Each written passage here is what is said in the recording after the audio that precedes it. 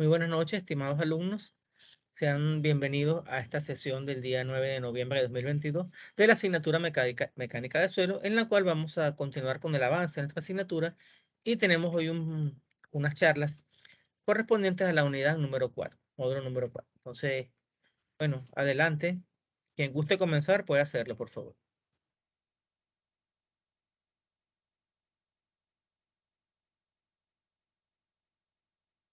¿Quién será entonces el primero? Primero las damas. Bueno, iré yo de primera, pues. Muy bien, muy bien. Buenas noches, profesora. Quería preguntarle, ¿desea que encendamos las cámaras para la charla? Bueno, las podemos encender siempre y cuando nuestros anchos de banda pues nos den para Bueno, tener todas las a tres mí, cámaras encendidas. Si a mí no, no se hay me acaba de problema. desconectar, sí. Hace un momento se me desconectó, entonces sí, mejor. Bueno, les voy a Sí, compartir pantalla para presentar, pues. por favor. Yo también voy a apagar la mía porque sí me consume mucho ancho de banda.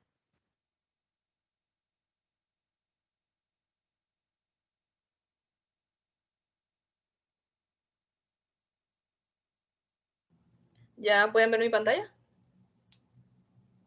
Todavía no. Ahora sí. Sí. Bien. Ok. Es que me da la opción de cambiarlo aquí mismo. Ok. Bueno. Sí, buenas noches, profesor y compañeros. Mi tema es la clasificación de los suelos según el clima. Ok, inicialmente voy a dar la introducción. Pues, okay. Ok, la introducción sobre la clasificación de los suelos según el clima.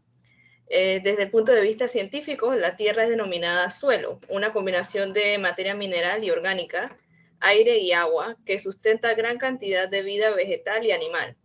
El suelo es una capa superficial de espesor variable que recubre la corteza terrestre. Se le considera como la zona en que interacciona la corteza, la atmósfera y la hidrosfera, dado que que está integrado por componentes de tres capas, es decir, los diferentes estados de la materia, sólido, líquido y gaseoso, y en este caso la ciencia que lo estudia es la edafología. Bien, ahora, ¿qué es el clima? El clima es un factor muy importante en la formación de los suelos, ya que además de establecer la velocidad de meteorización de la roca madre, influye en su evolución. Temperatura y humedad son dos elementos importantes del clima que intervienen en la evolución del suelo. La temperatura elevada incrementa la velocidad de las reacciones químicas y biológicas. La humedad, ay, disculpen, no había pasado la diapositiva. Sí. ¿Me escuchan bien, verdad? Escuchamos fuerte y claro. Ok, perfecto. Sí. Ok, sí, como decía, la temperatura elevada incrementa la velocidad de las reacciones químicas y biológicas. La humedad requiere alcanzar un equilibrio entre la precipitación y evaporación. Si predomina la precipitación, se incrementa el lixiviado de las sales minerales. Por el contrario, si prevalece la evaporación, aumenta el ascenso capilar de sales hacia horizontes superiores, por lo que pueden llegar a aflorar en la superficie y formar costras. A continuación está el desarrollo del suelo según el clima de la zona o del área. Tenemos los suelos zonales, que son los que ya han alcanzado una madurez. En este clima juega un papel predominante el suelo. Así, en una región determinada se desarrolla un único tipo de suelo asociado con el clima del lugar. Debido a ello, debido a ello, en la Tierra, la distribución de los suelos zonales coincide con las regiones climáticas tropicales, áridas, templadas y frías. En las áreas cercanas a los polos y los desiertos, de ninguna manera se pueden formar este tipo de horizontes. Desde el punto de vista agrícola, tampoco son suelos productivos. Los suelos intrazonales son los desarrollados bajo condiciones en que predominan los factores edafogénicos pasivos como roca madre, pendiente, acción humana, entre otros. Son suelos aclimáticos, ya que el factor clima no es determinante en su formación. y están los suelos azonales, que son suelos inmaduros, constituidos bajo la influencia de roca subyacente y formados independientemente del clima, por lo que en una determinada región es posible encontrar suelos azonales, juntos. Que a continuación vamos a ver entonces los tipos de suelos según los climas que existen y las zonas. Aquí tengo un cuadro de los distintos suelos según el tipo de clima, pues. Inicialmente tenemos la zona tropical, que es donde la temperatura es elevada, o sea, por arriba de los 25 grados Celsius. La intensa precipitación favorece de tal modo que la actividad bacteriana y la descomposición la actividad bacteriana apoya en la descomposición de la materia orgánica. En todo momento se acumula el humus, razón por la cual los suelos presentan un nivel A, muy delgado y desprovisto de materia orgánica. En los climas tropicales, la ausencia de humus propicia un pH básico, que sería un pH de 8, que origina la transformación de minerales arcillosos de aluminio en bauxita y de hierro en limonita, que precipitan junto con arcilla sobre el horizonte B para formar una costra dura. Este proceso se conoce como laterización. Entonces, como ven en el cuadro, un ejemplo de suelos tropicales, una selva, que por ejemplo tenemos la selva del Darién, o podemos también pensar en las reservas forestales que tenemos mayormente en Panamá, ya que es como el tipo de bosque que prevalece en nuestra área. A continuación tenemos los climas áridos, que se dan en lugares donde la precipitación es muy escasa. El acento capilar es constante, lo que da lugar a la formación de costras superficiales de yeso o sales, que se puede decir que son caliches y rosas de desierto. Los niveles superiores son pedregosos debido a la existencia del viento y de color rojizo y con muy poco humus. En el nivel B se acumula arcilla y carbonato de calcio para formar los típicos suelos rojos. En este caso tenemos desiertos como un ejemplo, y podemos pensar en los desiertos de Baja California o del norte de México como un ejemplo de una localización. A continuación tenemos los suelos templados, que son el resultado de la alteración estacional y de la existencia de bosques caducifolio. Son de caducifolio, ok. En los que se acumula una gran cantidad de humus que se descompone con bastante lentitud debido a la limitación del clima. Durante la estación húmeda predomina el lixiviado de iones y durante la estación seca predomina el ascenso capilar, cuyo resultado es la formación de suelos pardos que difieren en función de su riqueza en humus, factor condicionado por el tipo de vegetación. En lugares con climas templado continental, la escasa precipitación impide la pérdida de iones por lixiviado, y la estación seca propicia su elevación y depósito, de forma que presenta un horizonte A oscuro y rico en base y en humus, lo que origina suelos aptos para el cultivo, y un horizonte B de colorización clara con exceso de carbonato de calcio. En este caso tenemos, por ejemplo, las praderas, y se puede pensar como las praderas en Canadá, de Alberta, Saskatchewan y Manitoba. Por último, tenemos las zonas frías y húmedas, que mayormente comúnmente se les llama podsoles. Se conoce como un clima frío y en los templados frescos donde existen fuertes precipitaciones. Este tipo de suelo es bastante ácido porque contiene mucho humus de descomposición muy lenta, ya que la temperatura baja favorece poco la proliferación de organismos que transforman la materia orgánica. Además, la acidez se incrementa por fuerte lixiviado que provocan la migración de cationes hacia el horizonte B, que es de un color oscuro, mientras que el horizonte A es claro y pobre en nutrientes. Tenemos, por ejemplo, los bosques de coníferos o taiga, que se pueden encontrar en las sierras de México. Y eso era todo por mi presentación. Muchas gracias. Muchas gracias. Si puedes volver un momento a la lámina anterior, que me gustó bastante. Sí. De acuerdo con lo que acabas de presentar, las praderas son unos suelos excelentes para la agricultura. Sí, así Y es. da un ejemplo de regiones de Canadá, Saskatchewan Ujú, y Manitoba son regiones con una gran vocación agrícola. así Ejemplos es. también de praderas así, con suelos con altísima vocación agrícola, tenemos en algunas partes de Italia, en algunas partes también de la Argentina. Fíjense que, por ejemplo, la Sí. Argentina es un gran exportador de cereales. Brasil también tiene suelos de ese estilo. Acá tenemos suelos también excelentes para la agricultura sin ser zonas templadas. Por ejemplo, Ujú, hacia la zona de Volcán Barú y de Cerro Punta son unos suelos excelentes para cultivo de hortalizas. Pero fíjense ustedes que, por ejemplo, este, en lo que son las selvas del Darién, son, alberga unos ecosistemas espectaculares, pero son suelos muy delicados. sí. Por eso es que es parque nacional. Sí. Ahorita, como ustedes saben, hemos tenido en el último año, en estos últimos 2 años, una gran migración de personas que vienen por esos caminos verdes del Darién. Y nos han hecho, como nación, esa migración nos ha hecho un daño importante a nivel ecológico. Y ustedes que son de ciencias ambientales, eso es algo que les debe llamar bastante la atención. Porque, por ejemplo, históricamente esas han sido regiones, si ustedes han leído un poco de historia, una de las primeras poblaciones que tuvo Panamá fue Santa María la Antigua del Darién. Han leído historia al respecto, supongo yo.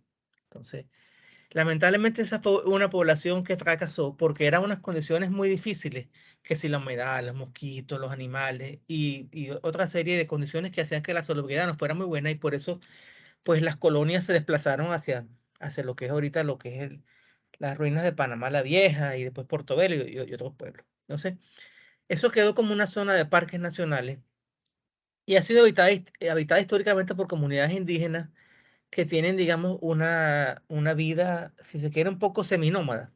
O sea, están en una parte, eso que el impacto ambiental que generan los indígenas es relativamente bajo. Pero ahora esa gran cantidad de personas, que se calculó que el año pasado pasaron 200.000 personas por allí, ha ensanchado las trochas y esos son caminos que son muy difíciles de recuperar, porque no son suelos que sean aptos para ese flujo masivo de personas, como vimos recientemente. Y aparte de eso, tenemos el impacto también por la cacería, me imagino yo, que ha ocurrido con esa migración descontrolada y también la acumulación de basura, que digamos que es un problema a nivel ecológico y ambiental, es un problema bastante importante, ¿ok? Y en el cual más adelante me imagino que será parte de los desafíos que a ustedes les tocará como ingenieros en ambiente. Bueno, también menciona los climas desérticos, que por supuesto que no tienen ningún tipo de vocación agrícola, salvo algunos lugares donde están los oasis en el desierto del Sahara, por ejemplo. Y bueno, fíjate cuando hablas de los bosques de coníferas, son bosques de palmeras. No son bosques donde tampoco, digamos, que sean tan aptos para la agricultura. O sea que de todos esos suelos que mencionaste, los mejores allí son las praderas. ¿Alguna pregunta, jóvenes? ¿Algún comentario? Bueno, iba a comentar que cuando menciona lo del paso de las personas a través de Darién, sí, una de los daños, pues en lo que pienso es en la compactación del suelo también. Ujú. Me imagino que por eso también se fue ensanchando el camino, pues. Sí, y esos son suelos extremadamente frágiles. Por eso es que gran parte de esa zona es parque nacional. Entonces, hay muchos tipos de parques nacionales, ¿sabes? Hay parques nacionales con vocación de áreas costeras, con vocación de playa. Entonces, tienen una capacidad de carga muy diferente a lo que es, por ejemplo, una selva. La selva es mucho más delicada por esas características que tienen los suelos. Tú pisas el suelo y no es tan fácil que se vuelva a llenar de vegetación. Entonces, son, son, son temas. Y por eso, por eso es que esta asignatura tiene también, aparte de la visión del suelo como elemento estructural, se estudia la clasificación de los suelos para que ustedes vean que no todos los suelos son iguales. Y por ejemplo, cuando se planifica una explotación agrícola, una explotación agropecuaria, tiene que hacer consona con las características del suelo. Por ejemplo, en los suelos de llanura, como los que hay, por ejemplo, en la zona de Santiago Se ha determinado que son suelos excelentes para cultivar caña de azúcar y algunas partes también para cultivar arroz, por eso tienen esos cultivos por allí. Los suelos desérticos, bueno, tienen una vocación, sacar arena, por ejemplo. Los suelos pedregosos, bueno, tienen una vocación, que es sacar eh, grava, granzón para materiales de construcción, igual que los suelos arcillosos, que son tan comunes. Los suelos arcillosos tienen una vocación muy interesante, porque son suelos los cuales extraes arcilla, y la arcilla la puedes utilizar para construir ladrillos, tejas, o sea, para materiales de construcción. Entonces, cada tipo de suelo tiene unas características. Entonces, por eso es importante que se hagan los estudios adecuados del suelo, no solamente desde el punto de vista estructural, sino también desde el punto de vista de saber los nutrientes del suelo, para saber cuáles son los cultivos idóneos para ese tipo de suelo. Entonces, por ejemplo, el algodón, si mal no recuerdo, se cultiva en suelos más bien arcillosos. Pero, por ejemplo, las hortalizas tienen que ser en suelos negros que tienen bastante humo y por tanto tienen nutrientes naturales que favorecen buenas cosechas y buenas plantas. Muy bien, ¿algún otro comentario por allí de los compañeros? No, profe, De pero muy mi buena parte no. presentación. Sí. ¿Me compartes la presentación al correo, por favor, Analida? Sí, ya se la envío. Gracias. ¿Podemos continuar entonces? ¿Cómo puedo poner mi presentación aquí? Porque de verdad yo no se usa el Eh, Microsoft. Tienes allí al lado de la tecla de salir, del botón de salir, tienes una opción que dice comparte con una flechita hacia arriba, que está al lado del micrófono. Allí le das Ok, comparte y te van a aparecer varias ya, ventanas. ya vi, ya vi. ¿Ya viste cómo es? Ok.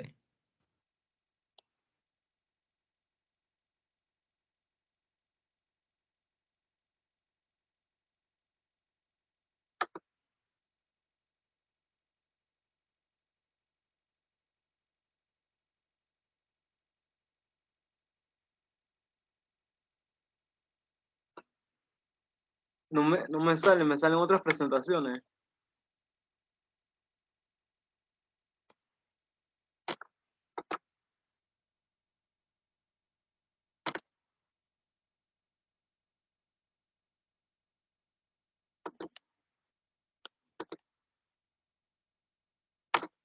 Me sale una presentación de química, profe.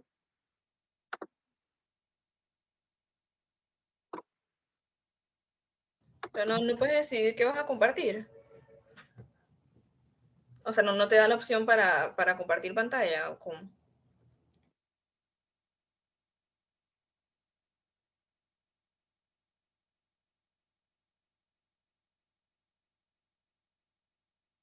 Bueno, si no la puedes compartir, tú la comparto yo. Dame un minuto. ¿Se ve en mi pantalla? Sí, ahí lo estamos viendo. Yo casi no la veo muy pequeñita. Ahora sí. ¿Así? Sí, sí, ¿Se ve completo? Sí. sí, ¿Sí se ve completo? sí, se ve bien. Ok. Buenas, profesor y compañeros. Le voy a presentar mi charla sobre la clasificación de los suelos de grano grueso y grano fino. Ya se puede ver los cambios. Sí, se ve bien. Ok. En esta presentación veremos qué son los suelos de grano grueso y grano fino, cómo son los suelos de grano grueso y grano fino, cuál es el objetivo de la clasificación de los suelos y la clasificación de los suelos de grano grueso y grano fino, que la dividiremos en dos partes.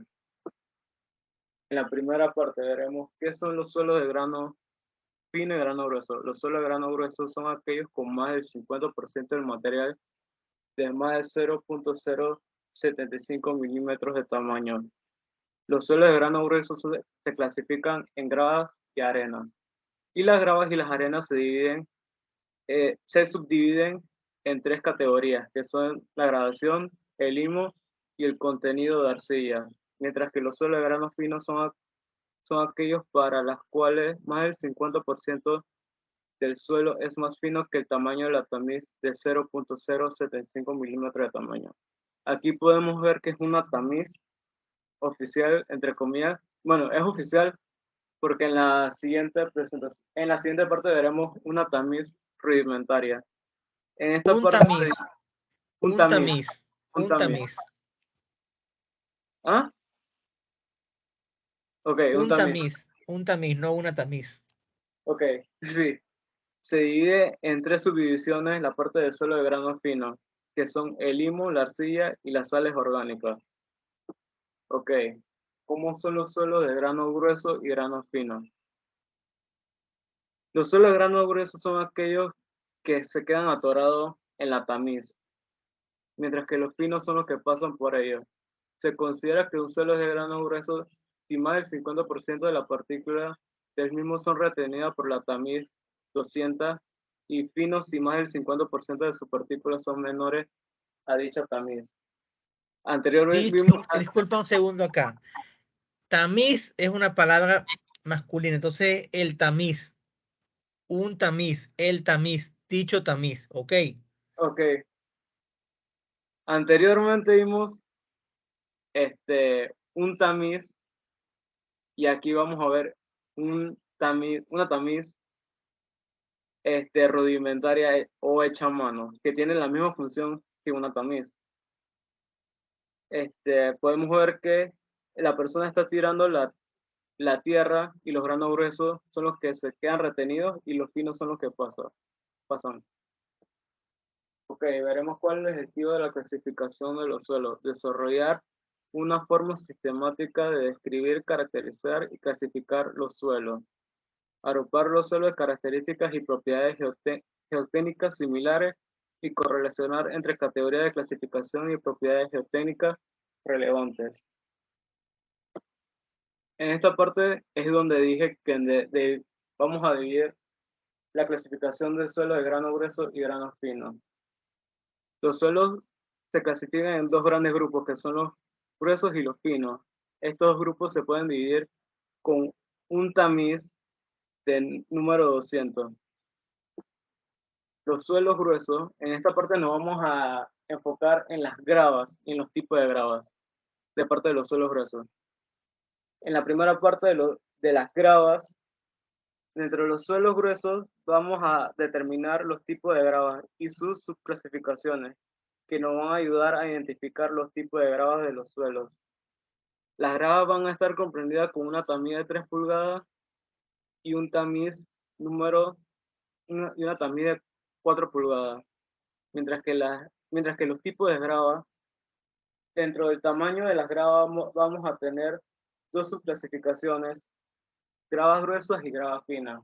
Las gravas gruesas están comprendidas con las tamices de 3 pulgadas y 3 cuartos pulgadas, mientras que las gravas finas están comprendidas con las tamices de 3 cuartos pulgadas y de 4 pulgadas. Aquí podemos ver los ejemplos de las tamices gruesas y las tamices finas, que las gravas gruesas, que la tienen como frutas y una uva chilena, dependiendo del tamaño. Y los suelos finos, perdón. Son los que van a usar una tamiz número 200. Los suelos finos van a encontrar los limos y las arcillas. Los limos van a ser pasantes del tamiz número 200 hasta 0.002 pulgadas. Gracias.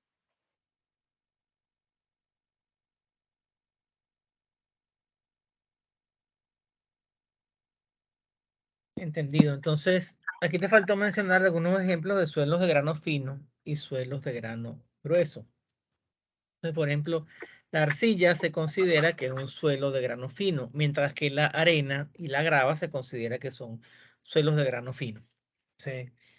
Esa información nos va a servir también para el módulo siguiente, donde vamos a estudiar con más detalle la clasificación de los suelos según grano fino y grano grueso. Entonces, Yo continuamos creo que entonces. Ajá.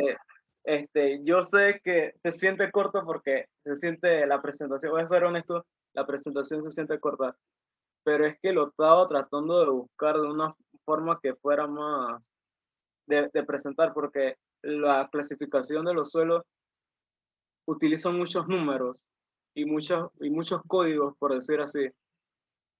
Eso es correcto. Por eso lo vamos a ver más adelante en el siguiente módulo. Bueno, gracias, profe. No te preocupes, que eso lo vamos a ver con calma en el siguiente módulo. Estamos viendo algunos aspectos básicos y después, con toda esa información, vamos a enfrentar con calma el módulo número 5. Sí, profe, es que yo cuando usted mandó el Gmail, yo comencé a investigar, pero cada cosa que yo oía eran números y códigos y yo no sé cómo, no sabría cómo explicar eso. Está bien, no hay problema. Podemos continuar entonces.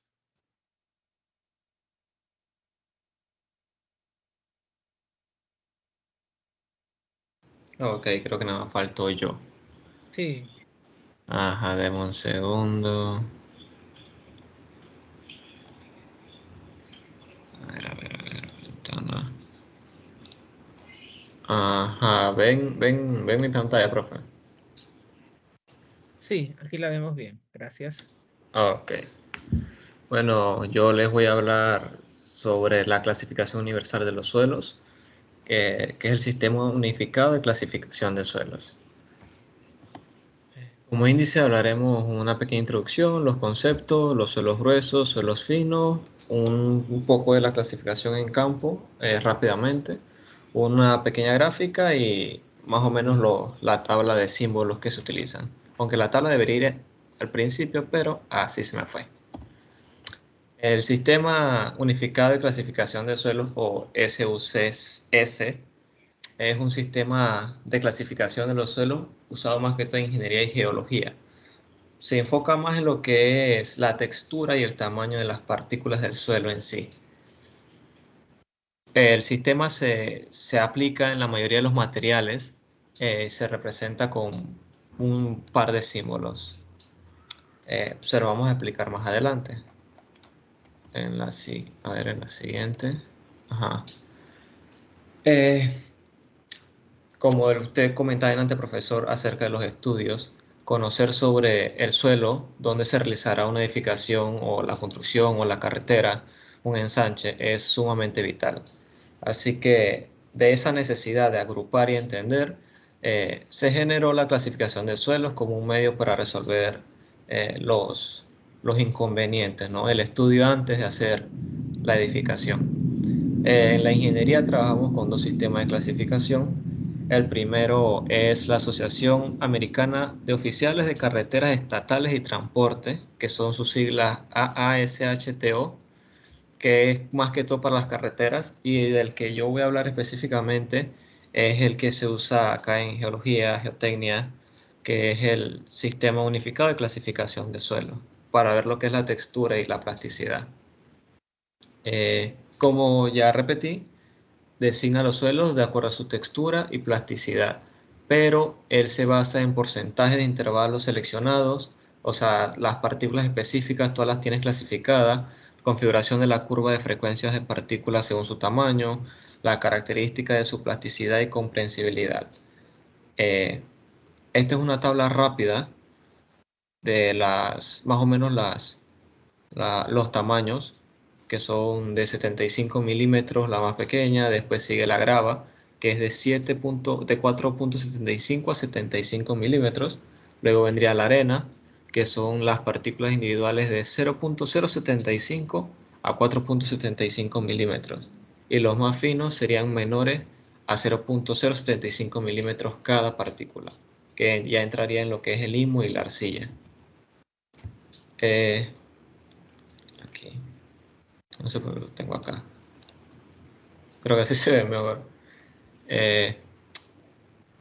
La USC clasifica los suelos principalmente en tres grupos, que es el grano grueso, el grano fino y los que están orgánicos. El de grano grueso contiene, bueno, aquí es a manera rápida, 50% o menos de fino. Los suelos de grano fino contienen más del 50% de finos, valga la redundancia. Acá lo que hablaba el compañero más o menos de los tamices, se explica mejor. El suelo grueso se divide en gravas y arena, y utilizando, porque son muchos tamices, creo que el más grande es de 200, el número 200, con el tamiz número 4, sabemos que eh, este suelo, el que tenemos de muestra, pertenece al grupo de los gruesos porque la grava el tamiz número 4 retiene más del 50% de sus partículas. Si contiene menos del 50% sería arena.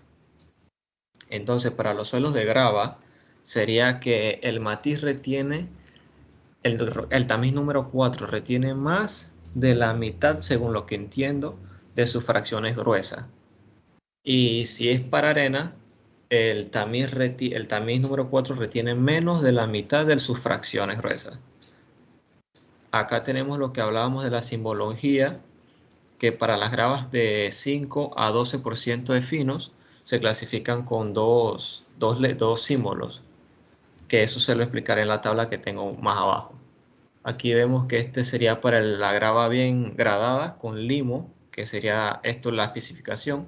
Acá sería con la arcilla y acá sería la grava mal gradada con limo y con arcilla. De igual manera, con lo de las arenas, también se usa el símbolo doble de 5 a 12% de finos.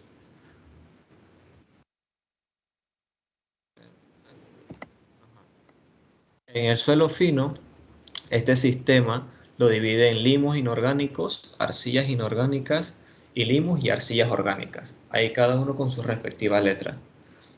A su vez, estos suelos se subdividen según su límite líquido. La frontera sería, o el límite sería el 50%. Si el líquido del suelo es menor al 50%, para su comprensión o para su lectura sería la L, que sería Low Comprehensibility, la comprensibilidad. Si es mayor, se haría H, que sería alta. Entonces, acá los tenemos con su sistema y aquí vemos el tamiz, los diferentes tipos de tamiz y el tamaño de las partículas de arcilla, de limo y la arena. Como ya se había mencionado, la arena es un poco más, las partículas son más grandes que las de arcilla, son de grano fino.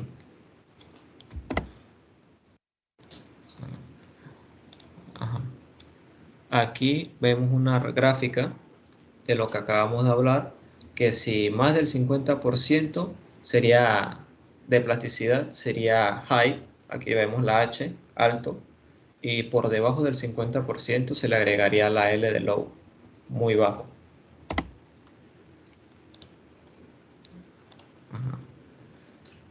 Lo que es la clasificación en campo sería como la clasificación de una muestra de suelo rápidamente. Entonces los de grano fino se pueden clasificar mediante ensayos rápidos.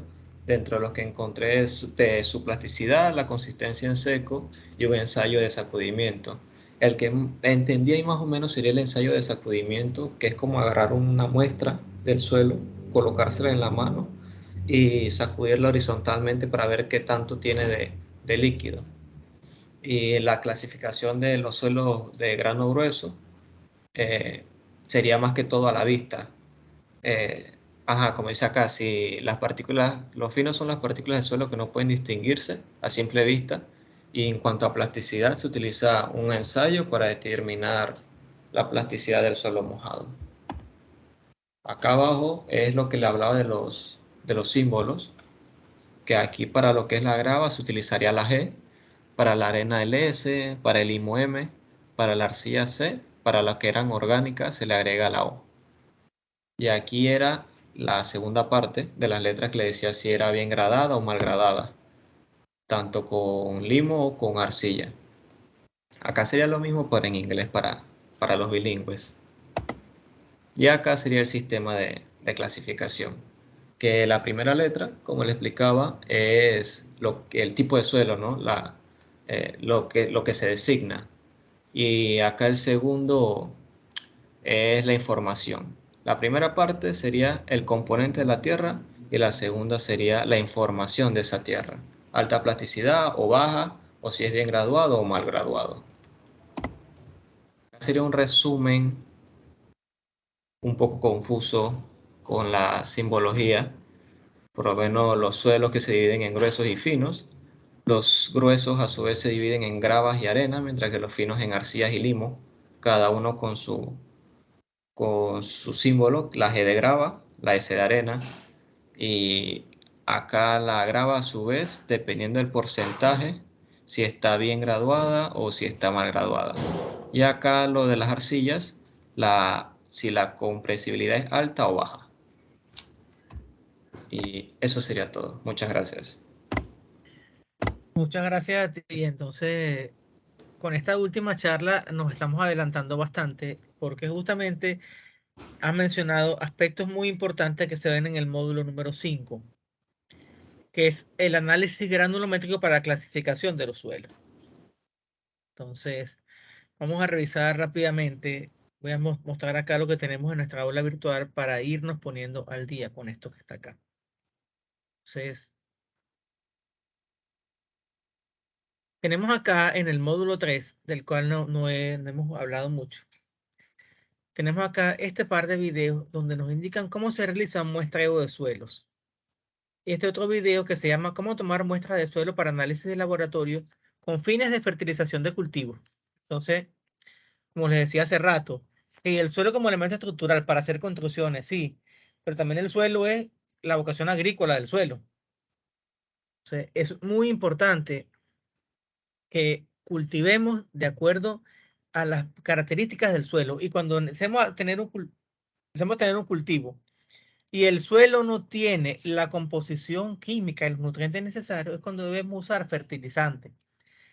Pero también hay que tener mucho cuidado con el uso de fertilizantes.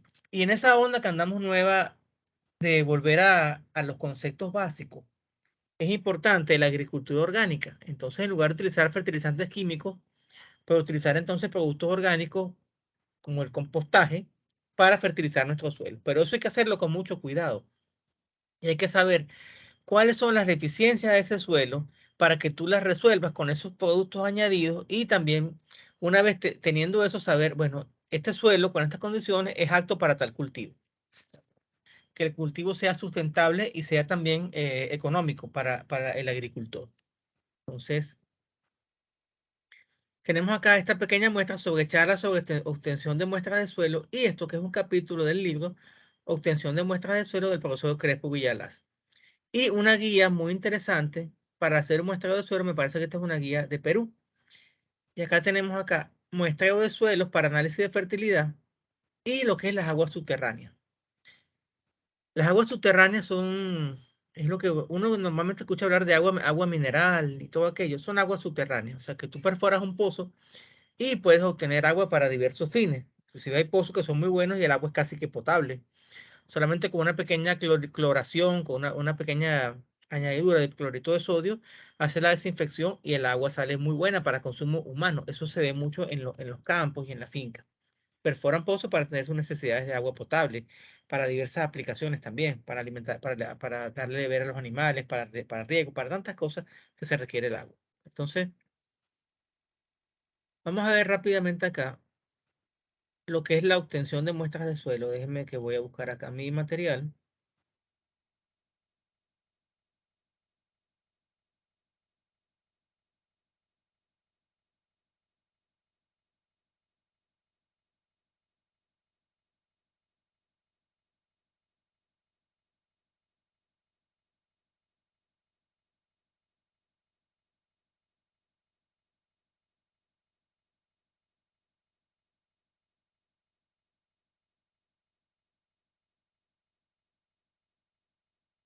Voy a dejar de compartir esta pantalla para pasar a la presentación en PPT.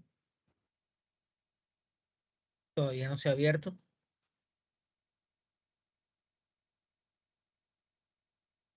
Fíjense que este es un área de trabajo que es bastante interesante, donde ustedes perfectamente pueden trabajar más adelante haciendo consultoría, hacen sus estudios de campo, toman las muestras de suelo, hacen una muestra consolidada y posteriormente, bueno, mira, establecen las características del suelo.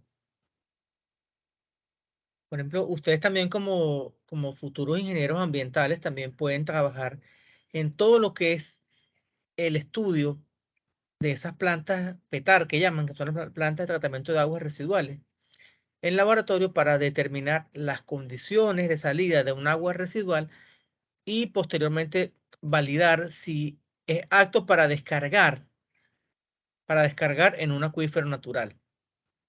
Entonces, son temas muy interesantes que ustedes pueden ocuparse después a nivel profesional. ¿Se ve esta pantalla? Obtención de muestras de suelo.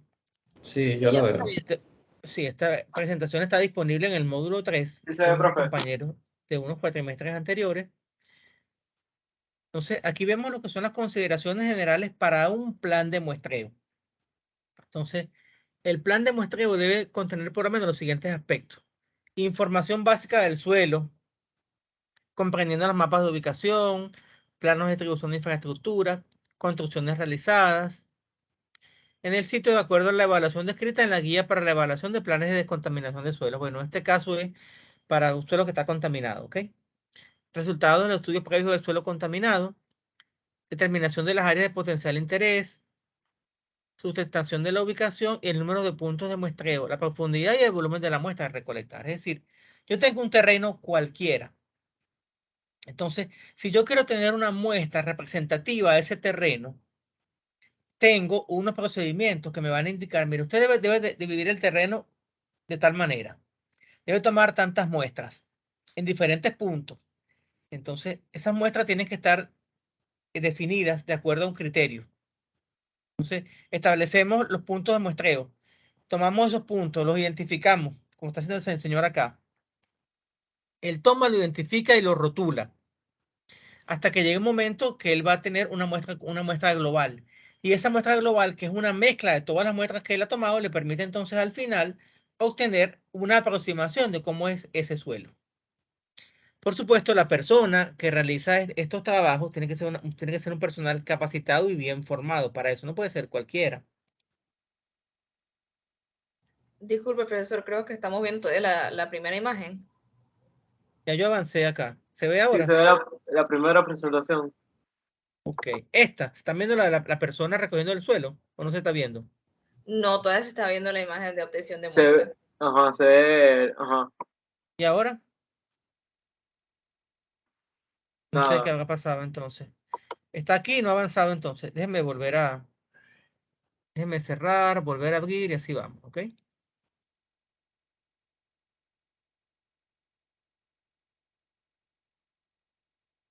Caso de que me vuelva a fallar el PowerPoint, la voy a abrir entonces directamente desde el aula virtual.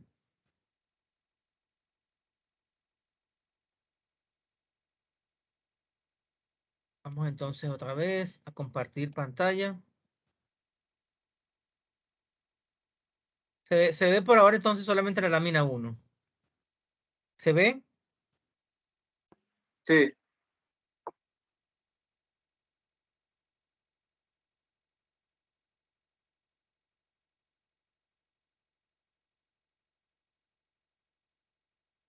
¿Avanzó? ¿O no avanzó? No está compartiéndolo. Denme un segundo otra vez. Sí, por supuesto que no estaba compartiendo. Ahora, Ahora sí se ve. ahora sí. consideraciones generales para un plan de muestreo. Entonces, Exactamente. como le estaba comentando hace rato, yo debo delimitar mi terreno. Entonces, por eso que me están diciendo que tengo que tener información del terreno, los planos. Tengo que saber, mire, este terreno mide tanto por tanto. Es un terreno rectangular, es un terreno de forma de trapecio. Entonces, yo tengo que tener la geometría del terreno. Tengo que saber qué hay en ese terreno. Después, de acuerdo a la superficie del terreno, yo voy a tomar una serie de puntos de muestreo. Y esos puntos de muestreo te van a permitir estudiar el suelo de forma global. Entonces, por ejemplo, yo tengo que tener entonces personal bien formado para esas tareas de recolección. Y el personal tiene que tener, por supuesto, que los instrumentos EPP, equipo de protección personal adecuados. Porque si el suelo está contaminado y la persona no cuenta con los equipos de protección puede ver afectada su integridad física, su salud. Entonces, debo también definir la estrategia y procedimiento de toma de muestras a realizar, el tipo y método de muestreo. Entonces, tengo que saber qué es lo que voy a medir, cuáles son las características que voy a estudiar. Por ejemplo, concentración de materiales pesados. ¿Cuáles son los materiales pesados? Los metales pesados, que es el plomo, el cadmio, perdón, el cianuro. Tengo que saber. Yo quiero, ¿por qué? Porque si yo quiero, por ejemplo, iniciar un proceso de descontaminación, yo debo saber cuáles son esos contaminantes y ver qué medidas voy a utilizar para contrarrestar la presencia de esos metales pesados que me contaminan el suelo. Debo entonces definir las técnicas, equipos y los instrumentos a emplear en el muestreo que aseguren que las muestras sean homogéneas y representativas. Homogéneas quiere decir que las muestras, digamos, que sean consistentes, o sea, que tengan cuando algo es homogéneo quiere decir que es constante. ¿Se entiende la idea? No que, por ejemplo, imagínense ustedes cuando uno se está tomando una leche. Cuando uno se toma una leche y uno la coloca en un vaso, uno ve que la leche es blanca en toda su extensión, ¿cierto? A lo largo de todo el vaso. Eso significa que es homogénea. Es decir, que la composición de la leche, imagínense que esto es un vaso. Tengo un vaso por aquí a la mano. Vamos a ver qué tengo por acá. Bueno, imagínense que esto es un vaso de leche. Esta flauta que tengo yo acá. Entonces, si este es el fondo del vaso, aquí las características de la leche tienen que ser iguales a las que tengo acá. Entonces, a eso es a lo que se refiere. Entonces, yo uso este aparato que está acá para recolectar las muestras. Aparte de eso, tienen que ser representativas. Si tengo, por ejemplo, un terreno de 1 hectárea, yo no puedo tomar una sola muestra, tengo que tomar varias muestras para garantizar que he hecho una selección adecuada y de que lo que yo tenga, esas muestras que yo tenga, me van a poder describir a toda la superficie estudiada. También tengo que saber el tipo y características de preservación y conservación de las muestras a emplearse durante el transporte de las mismas al laboratorio. Esto es lo que llaman la cadena de custodia. Es decir, tomo mi muestra, la debo colocar en un almacenamiento adecuado, la rotulo, la muestra, la identifico y la guardo bien. A eso es a lo que se refiere ese punto. Medidas de seguridad para el manejo de muestras que determinen las condiciones óptimas de calidad del muestreo. Medidas de seguridad ocupacional. Esto lo mencionamos anteriormente. La persona tienen que tener los instrumentos, los EPP, equipo de protección personal adecuados para garantizar su salud y su seguridad. Por ejemplo, aquí vemos que las personas tienen pantalones jeans que son fuertes, tienen estos chalecos reflectivos para que se vean de lejos, tienen que tener sus gorras para protegerse del sol, tienen que tener sus guantes. Fíjense que la persona tiene guantes para, si hay contaminantes en el suelo, no se contaminen las manos. Tienen que tener este instrumento que es para perforar y tomar las muestras. Aquí tiene un tamiz, tiene las bolsas adecuadas, tiene un cooler para conservar sus muestras. Y fíjense que aquí esto está delimitado. Ven aquí que esta persona hizo como unos surcos. ¿Ven los surcos aquí y aquí? Aquí también. Sí, Sí, sí, sí se ven. Esas son las divisiones, entonces, de cada una de esas franjas yo tomo una cantidad de muestras. Puede ser una, pueden ser dos, la puedo tomar del centro, puedo tomar para que mi muestra sea adecuada. Tengo que definir el número de puntos de muestreo según el tipo de muestreo que yo voy a realizar. Entonces, aquí tenemos varios tipos de muestreo. Muestreo de identificación, el muestreo de detalle. El muestreo de identificación tiene por objeto investigar la existencia de contaminación del suelo a través de la obtención de muestras representativas con el fin de establecer si el suelo supera o no los estándares de calidad ambiental y o los valores de fondo de acuerdo al establecido. Entonces, en este muestreo no dispones de datos precisos sobre la concentración de compuestos contaminantes en el suelo. Sin embargo, debes realizar un número finito de puntos de muestreo. Luego viene uno más detalle. Fíjense que es más profundo. Mira que aquí él está tomando muestras, si se quiere, superficiales. Aquí está yendo más adentro. ¿Por qué? Porque este tiene otros objetivos. Aquí el objetivo es ver si hay propagación de esos contaminantes hacia los acuíferos subterráneos. Tenemos el muestreo de nivel de fondo, cuyo objeto es determinar la concentración de los químicos regulados en sitios contiguos al área contaminada. Y aquí vas a saber si esta contaminación fue generada por el hombre. Esto antropogénico es el hombre. También tienes este demuestreo de comprobación de la remediación. Es cuando tú vas ahí como monitoreando si esas acciones de mejora del suelo han ido dando resultados. Tiene también muestras superficiales y muestras profundas, como vemos acá.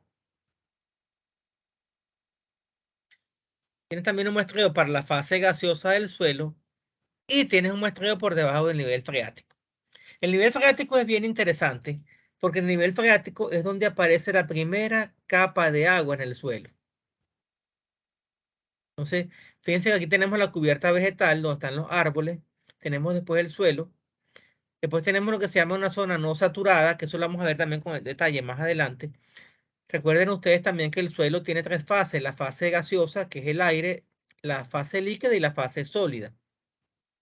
Entonces, del nivel freático hacia abajo vamos a conseguirnos agua. Y esa agua, bueno, pues también puede estar contaminada o puede ser agua limpia. Por ejemplo, a medida que las áreas rurales se van urbanizando, comienza a aparecer contaminación. ¿Por qué? Porque si usted tiene una casa, un grupo de casas, y esas casas no tienen sistemas de alcantarillado, se usaba mucho antiguamente lo que se llama los pozos o tanques sépticos, que son un sistema muy primitivo de deshacerse de agua servida. Entonces, esas aguas servidas vienen a descargar en la tierra. Si el suelo no es capaz de descontaminar esos efluentes que vienen de las aguas residuales, entonces va a contaminar el agua subterránea, entonces el agua subterránea ya está contaminada y no se puede utilizar. Entonces, este punto es bien importante, determinación del número de puntos de muestreo.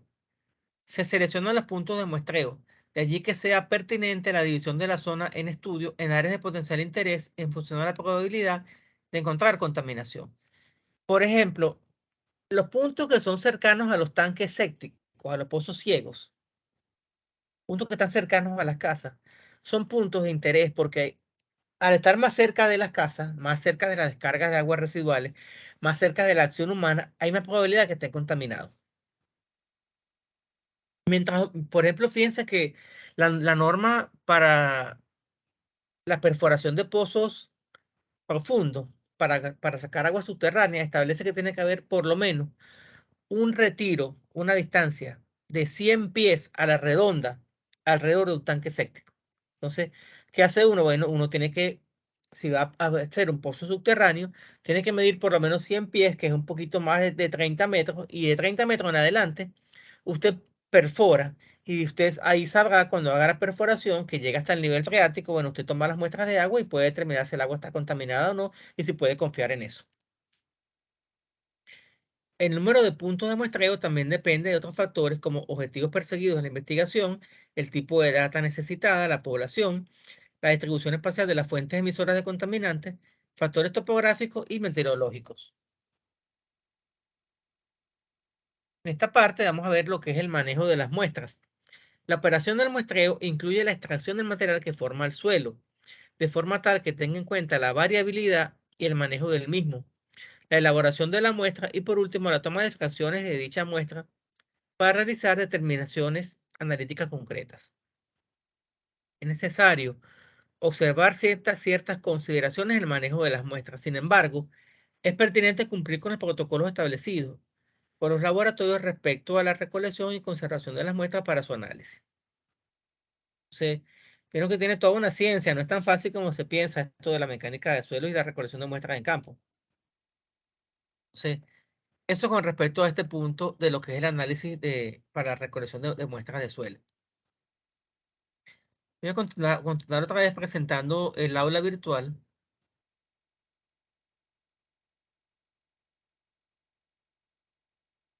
Como les mencioné hace unos minutos atrás, entonces, estos videos están muy ilustrativos.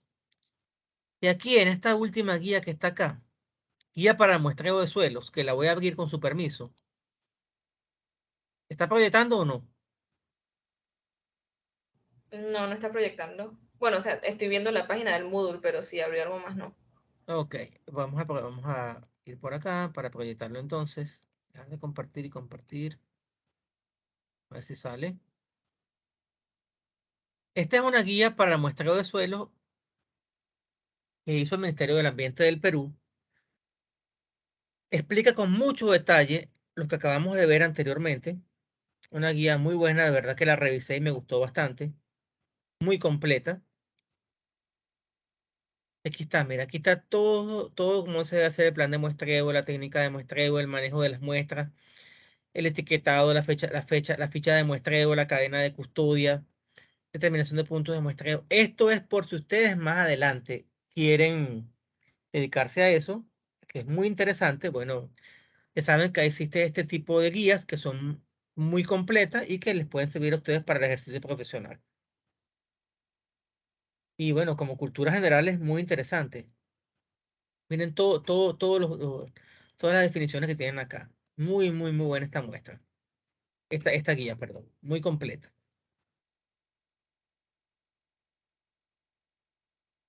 Entonces voy a cerrar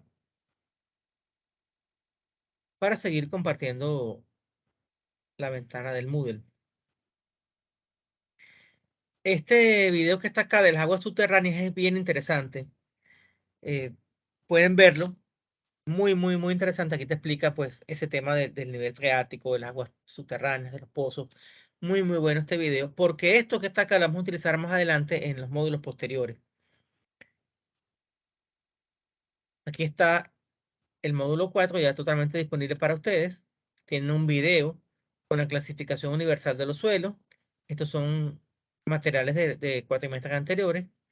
Aquí solamente me faltaría, esto no va acá, esto va aquí abajo, en cápsula de conocimiento 2. Faltaría solamente la última charla que no la he publicado aún, pero ya la voy a proceder a publicar. Y vamos a adelantar un poquito, no mucho, porque ya sé que se está haciendo tarde.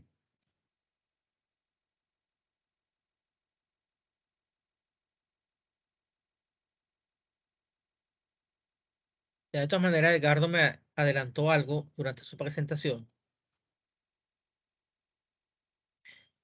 Vamos a hablar brevemente sobre lo que es la granulometría o análisis granulométrico de los suelos.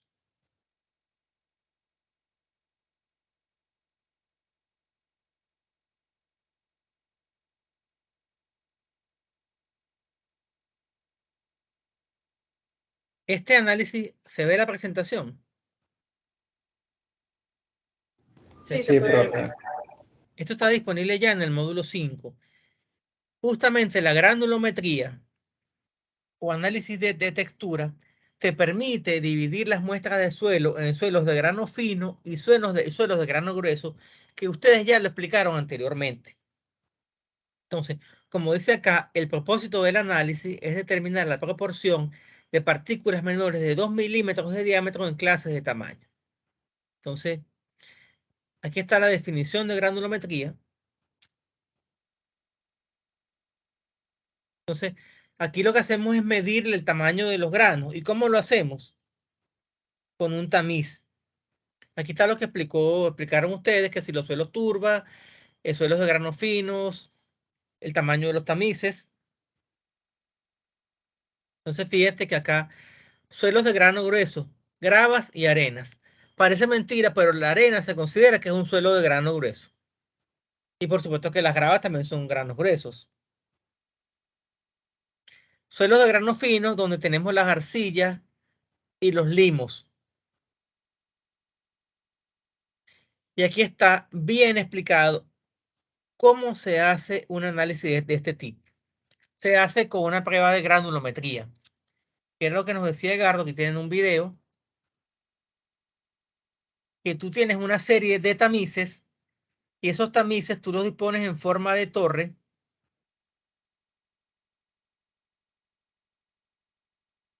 Y tal, aquí tienes varios tamices. Tú los dispones en forma de torre desde el más grueso hacia el más fino.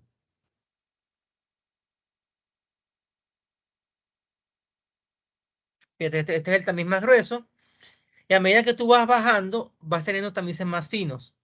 Y al final, ya en la última capa, vas a tener la bandeja donde vas a recoger. Entonces, eso lo montamos en este aparatico. Ese aparatico agita las muestras y te va dejando cierta cantidad de material en cada malla.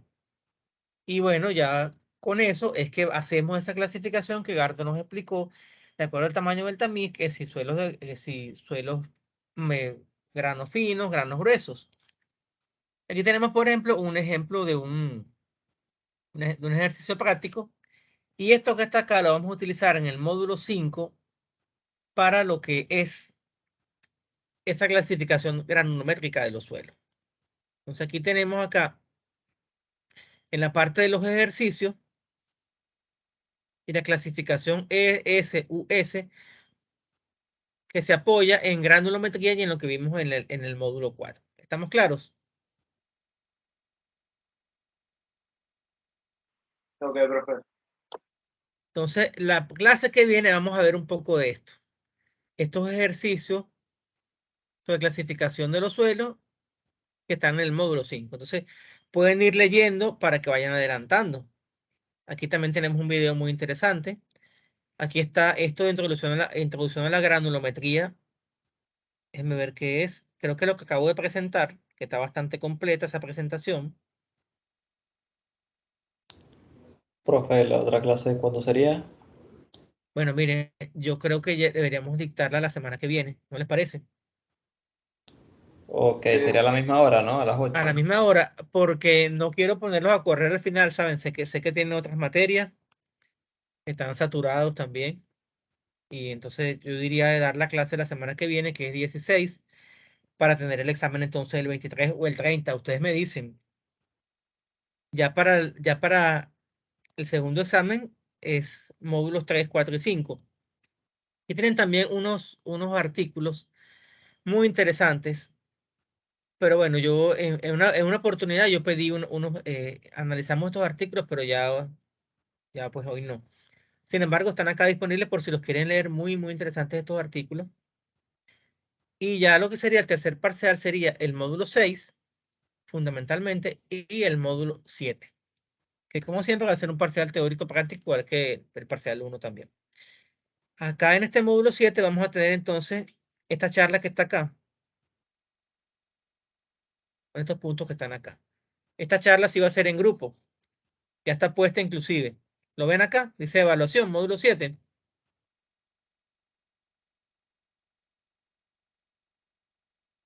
¿Están viendo o no están viendo la pantalla? No nos A está mí no me compartiendo. Ah, sale. perdón, no estaba compartiendo nada, discúlpenme ustedes. Ustedes no me habían dicho nada tampoco, que no estaban viendo nada. Ya va, disculpen. Les comentaba que para el módulo 7 vamos a tener la última charla. Y aquí están los puntos de la charla del módulo 7. Introducción a la compactación de suelo, conceptos básicos de compactación de suelos, pruebas de compactación y pruebas para autor. Esta charla es en grupo. Ustedes tres se van a juntar para preparar esta charla. Esta charla me la pueden presentar en clase o si gustan, preparan una video charla y me comparten el enlace en YouTube y la presentación en PPT. Y lo dejo yo a criterio de ustedes. Si quieren, la vemos en clase o si quieren, me graban el video y me comparten el enlace del video en YouTube. Lo otro es, que les decía, es que en este módulo 5, que en esto no se presentó, hay una serie de artículos, por ejemplo, uso de estabilizadores para suelos arcillosos, correlación entre parámetros de compactación y propiedades geotécnicas en suelos tropicales misioneros, o sea, en suelos tropicales de Argentina, en Misiones, Argentina. Caracterización de un suelo arcilloso y su mezcla con escoria blanca proveniente de la siderúrgica integral. Son artículos muy interesantes que ustedes lo pueden leer más adelante. Yo en una ocasión pedí un análisis de estos artículos, pero ya esta vez no. Y también les comentaba que pueden ir revisando este material que está acá del módulo 5 para que podamos avanzar sobre estos ejercicios que están aquí en cápsula de conocimiento 2. ¿Alguna pregunta, inquietud, duda? Bueno, yo quería aclarar, nos quedan 2 parciales y entonces un examen final. No, solamente 2 parciales. Yo no hago examen final. Ok, entonces son 2 parciales y la charla que nos comentaba. Exactamente. En el Ok, plan de evaluación nosotros tenemos un 40% de evaluación continua y un 60% de exámenes, que son los 3 parciales que hablamos. Yo no aplico examen final. Estas asignaturas, muchachos, muchas asignaturas de ingeniería son asignaturas acumulativas, aunque ustedes no se den cuenta. ¿Por qué? Porque fíjense que todo lo que uno va viendo a lo largo de la asignatura siempre se va usando en los siguientes módulos. Entonces, por eso es que estas asignaturas son acumulativas y bueno, para aplicar los parciales es suficiente, porque hay que saber bien lo del parcial 1 para el parcial 2 y para el parcial 3. Aunque no se pregunte directamente, esos conceptos y esas teorías se utilizan a lo largo de toda la asignatura. ¿Alguna otra pregunta, alguna otra inquietud? Por el momento no, profe. Muy bien, entonces nos vemos el próximo miércoles a la misma hora, por este mismo enlace. Ok, profe. Que tengan Hasta ustedes luego. una feliz noche. Hasta luego. Igual. Igual, chao, profe. Hasta luego, feliz noche. Hasta luego, profesor. Hasta luego.